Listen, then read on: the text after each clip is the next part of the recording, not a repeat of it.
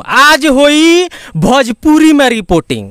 आज हम बानी सिवान जिला के बड़हरिया प्रखंड के रसूलपुर पंचायत में। रसूलपुर पंचायत के हीरो होंडा विकास ना, आज हम हेलीकॉप्टर वाला विकास दिखावे वाला बानी।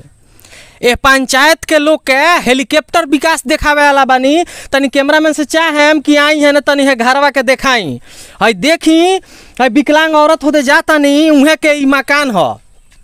एकरा के मकान कहीं पलानी कहीं झोपड़ी कहीं दू ताला तीन ताला जौन कहे के बा कहीं एकरा के ई बा हेलीकॉप्टर विकास रसूलपुर पंचायत के। है देख ली है 2022 ले लोग के पक्का मकान मिल जाए वाला बा, लेकिन ई विकास भइल बा रसूलपुर पंचायत में। जाना व्यक्ति के ई मकान बा देख ली है गैस सिलेंडर मिलल बा।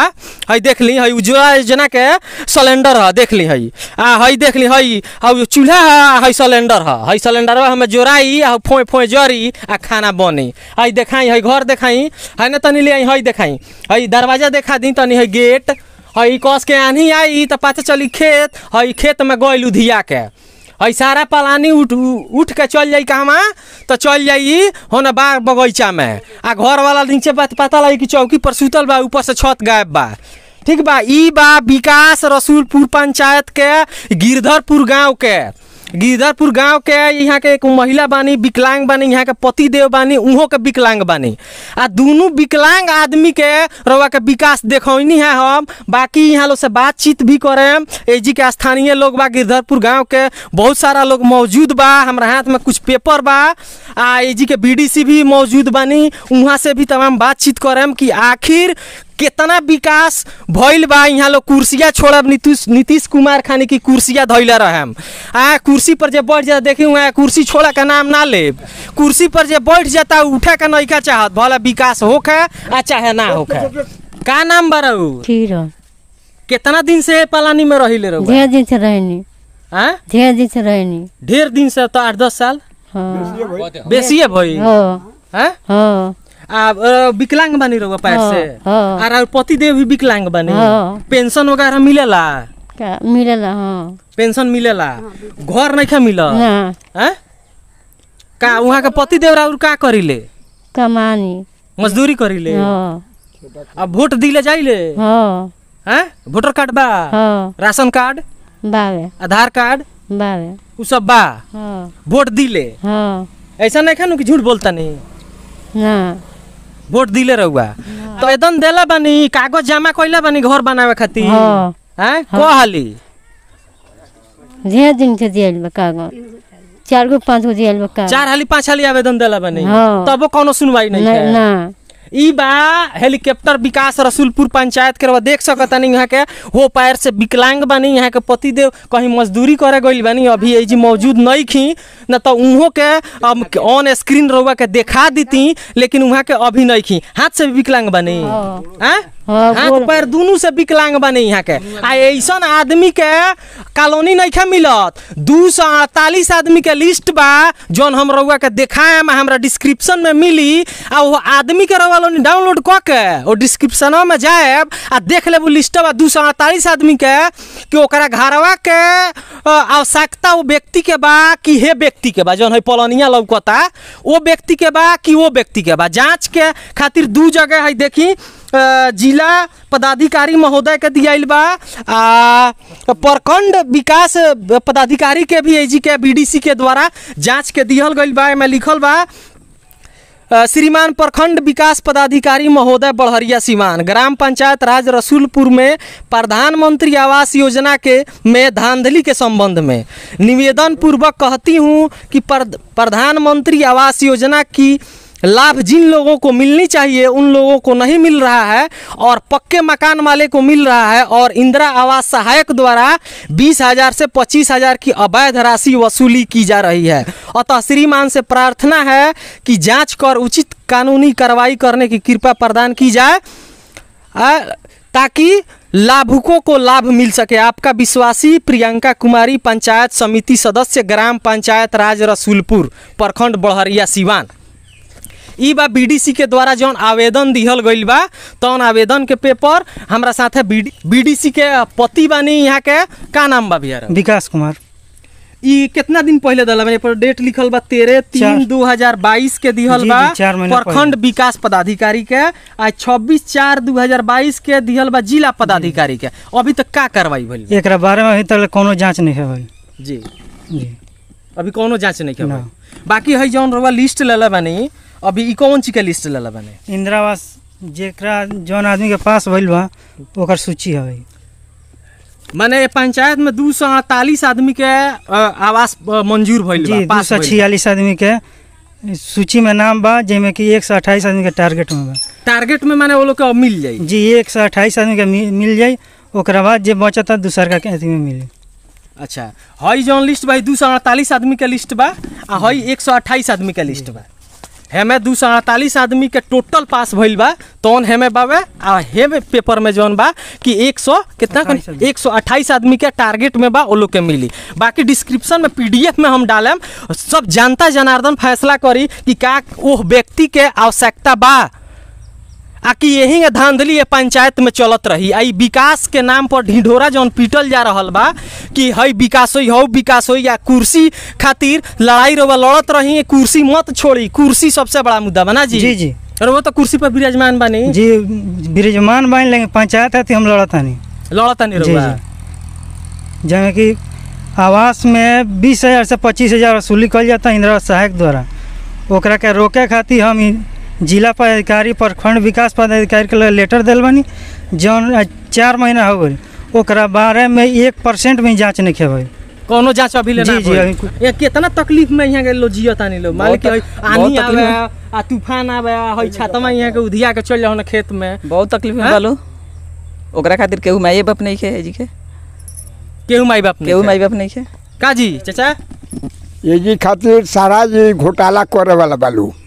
हां जितना मुखिया सरपंच जो भी अइले कोनो दिखाइए गरीब के नहीं खाओ माने जौन प्रतिनिधि जे भी बा ओकरा द्वारा कोनो उचित काम नहीं होत पंचायत में नहीं होत पंचायत में हमरा नहीं होत विकास रुक गइल बा कहाँ रुकल बा ये पंचायत में रुकल बा ब्लॉक में रुकल बा सीमांत रुकल बा अधिकारी लोग लगे सारा पैसा के सिरे जो पैसा घूस दी तो अब काम हुई माने पैसा दी घूस दे टनाटन काम हुई टनाटन काम हुई 20,000 रुपया दी हो जाता बिल्डिंग वाला का हो गई आप मरई वाला के लंगड़ के विकलांग के कुछ ना भइल पैसा वाला लोग माने हो जाता वो लोग कहीं कोनो काम ना रुकी एकदम टनाटन काम हो जाई वही के देखे के बा उ बरियार बड़ा हमरा लायक बड़ा ही होता ये गरीब के भले मर जा धस जा जैसे मतलब नहीं है गरीब लोग के पूछबैया ना केहू जांच पड़ताल करे वाला नहीं है।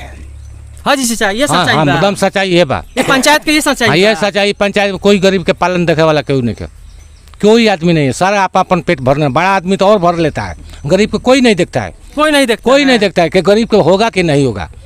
जितना इसमें राज्य में कॉलोनी में पंचायत में आदमी जितना नंबर है सब अपना पेट भर रहा है।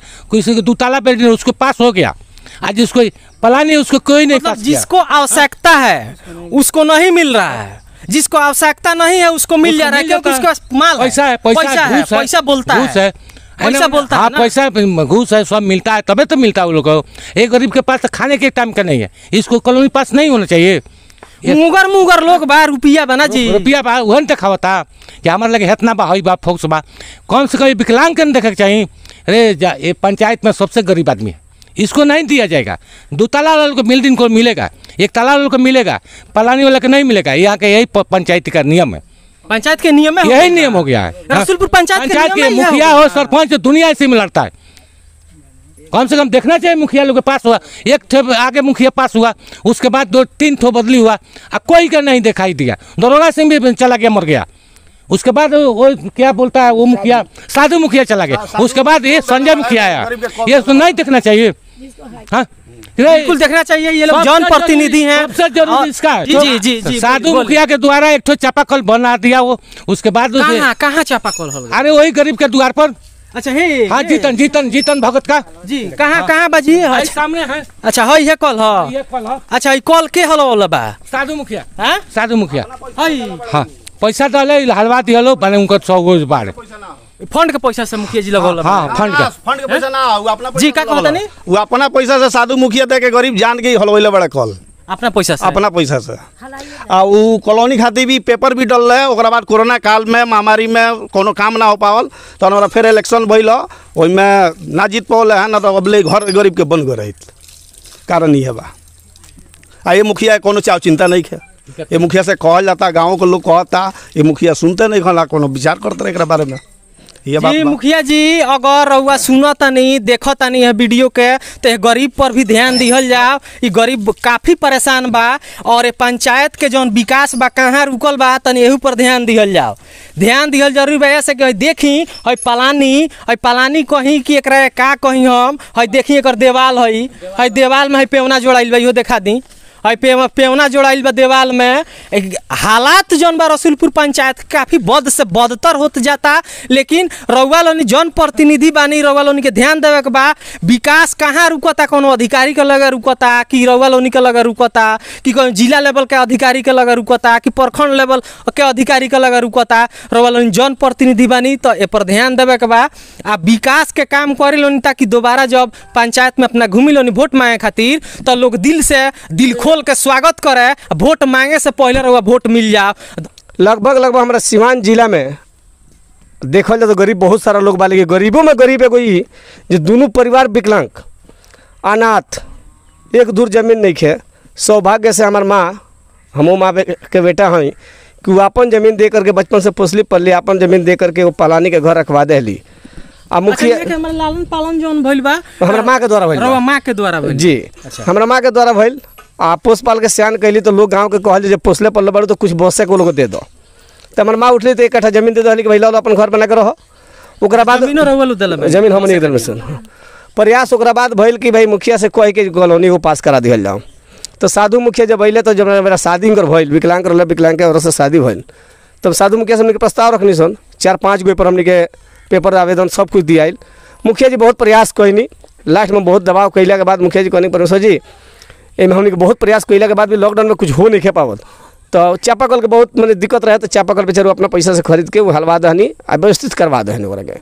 कॉलोनी में ना हो पावल, उहे के पास कैले 248 कॉलोनी जिनके हमारा रसूलपुर पंचायत में अभी आइल बा। अब एमें हम ये जानने के चाहते हैं हमारे BDC के द्वारा हम अपना पंचायत के BDC के धन्यवाद दें कि ये मुद्दा पर आवाज़ उठैले बने वो आप सरकार से पर मांग करते रहे कि जितने भी कॉलोनी मिलल बा एक बार जाँच कैल जाओ। ऐसे कि बहुत ऐसा हमारा पंचायत में लोग बा जो बहुत गरीब बा, चाहे हिंदू हो या मुसलमान हो, बहुत गरीब बा, ओकरा के कॉलोनी नहीं मिलत। अमीर बा ओकरा मिल जेकरा 4 मंजिला घर बा, 2 मंजिला घर बा। जैसे उदाहरण में कुछ लोग के हम नाम बतावे चाहत नहीं, जिसमें कि शेखपुरा में कुछ लोग बा, बहुत छोड़ दी नाम न धरवाई ना तो बहुत दिक्कत हो लगी वो लोग के। 4 भाई बाड़े, 4 भाई संपन्न बाड़े, 4 मंजिला घर बा, उनको कॉलोनी मिल गई बा। ऐसे कि वो खास आदमी हमन अब पैसा वाला पार्टी बड़े वोट 10 गो दिवा दी हन। अब भाई विकलांग लोग केकरा के वोट दिवाई, इहो काहे ना जाई लो कि ना जाई लो, कोनो ठीक नहीं है। तो यही समस्या बा हमारा पंचायत के। हम आग्रह करें कि न्यूज़ के माध्यम से हमारा नीतीश सरकार तक पहुँचो। इस सरकार तो पलटू चाचा हो गए बड़े, कब हमारा कुर्सी केंगे बच जाए, केकरा साथ गोइला में बच जाई, वो बचाही के फेर में पड़ल बड़े, वो विकास के फेर में नहीं पड़ल। वो विकास से उनका का मतलब, वो कुर्सियाँ केंगे बचल रहो वही के फेर में बाड़े, कुर्सी धइला बड़ा एकदम चिपक गइल बड़ा, एकदम चिपक गइल बड़े फेविकॉल से। अब सौभाग्य भाई बिहार के कि 15 साल में 8 बार मुख्यमंत्री बन गई, ये छोट मोट बात ना होला। ई बात बड़ा बढ़िया कहला बढ़िया के बाप 8 बार क्रिया खइला बड़ा नीतीश कुमार। हाँ जब बिहार साल में 8 बेर ज़्यादा कुछ ना कहे। हम आग्रह करें ये न्यूज़ के माध्यम से कि ये जी ब्लॉक पदाधिकारी, जिला पदाधिकारी सब लोग पर ध्यान दे, गरीब के एगो मदद कल जाओ बस, और कुछ ना कमे पर। हमारा मुखिया जी थोड़ा सा मेहनत कर दें तो हो सकता है मिल जाए जल्दी।